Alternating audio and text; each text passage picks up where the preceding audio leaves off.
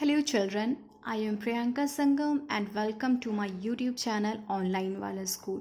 I hope you liked my last video and today I am back with a new video and today's topic is subject and predicate. So without wasting time, let's start the video. First, keep this in mind that a complete sentence has two parts. कोई भी जो एक sentence होता है उसके दो parts होते हैं. First subject and the second one is predicate. हमेशा ही एक सेंटेंस के दो पार्ट्स होते हैं, subject and predicate. For making you more clear I have taken two examples here, so you will get understand by the help of these two given figures. First figure is kite and the sentence is the kite flew high in the sky. This sentence is also having two parts in it. First, the kite is subject, flew high in the sky is predicate. Your second example is the boy put the book on the table. The boy in this sentence is subject, put the book on the table is predicate. In short, we can say subject. What is subject? So, person or thing about which something is said is called subject. Or even we can say subject is the naming part. Subject क्या होता है? Person या फिर कोई भी thing जिसके बारे में कुछ बोला जा रहा हो या फिर नेमिंग पार्ट हो, वो सब्जेक्ट होता है. और प्रेडिकेट क्या होता है? What is said about the person और थिंग. जो कुछ भी बात उस पर्सन के बारे में या फिर उस थिंग के बारे में बोला जाता है वो हो जाता है प्रेडिकेट. और प्रेडिकेट टेलिंग पार्ट होता है. Subject is the naming part and predicate is the telling part.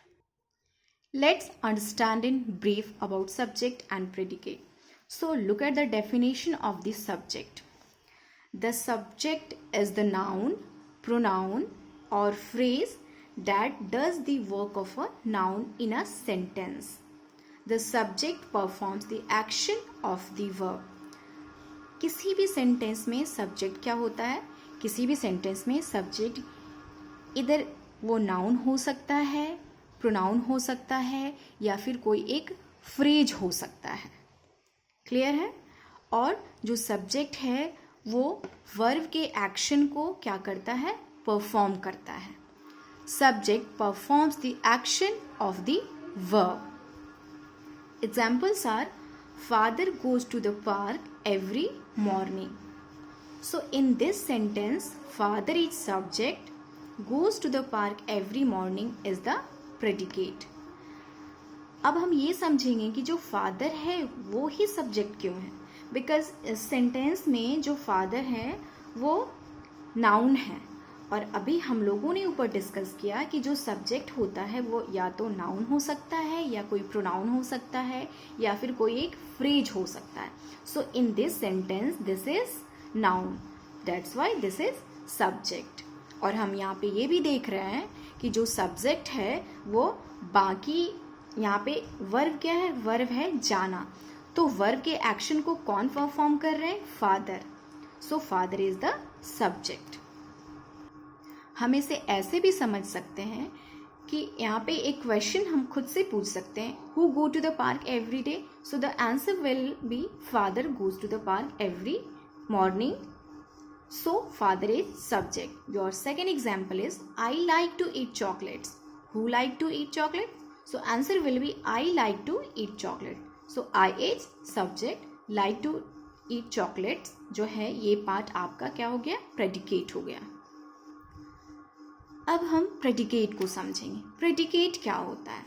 So predicate tells us something about the subject. Predicate जो है वो हमें सब्जेक्ट के बारे में कुछ बताता है. प्रेडिकेट जो है वो हमें किसके बारे में कुछ बताता है? तो सब्जेक्ट के बारे में हमें कुछ बताता है. कौन? तो predicate. And a predicate always contains a verb. Whenever there is any subject any sentence, you will see that it is having two parts, subject and predicate. और predicate में आप हमेशा ये देखोगे कि predicate में verb होता ही होता है. So in this sentence it is written father goes to the park every morning. So यहाँ पे कौन डेली जाते हैं park? So answer will be father goes to the park every morning. So this part of this sentence is predicate. मैंने उसी example को repeat किया है so that कि आपको इजीली आप डिफ्रेंशिएट कर पाओ कि सब्जेक्ट क्या होता है और प्रेडिकेट क्या होता है. Your second example is I like to eat chocolates. Who like to eat chocolate?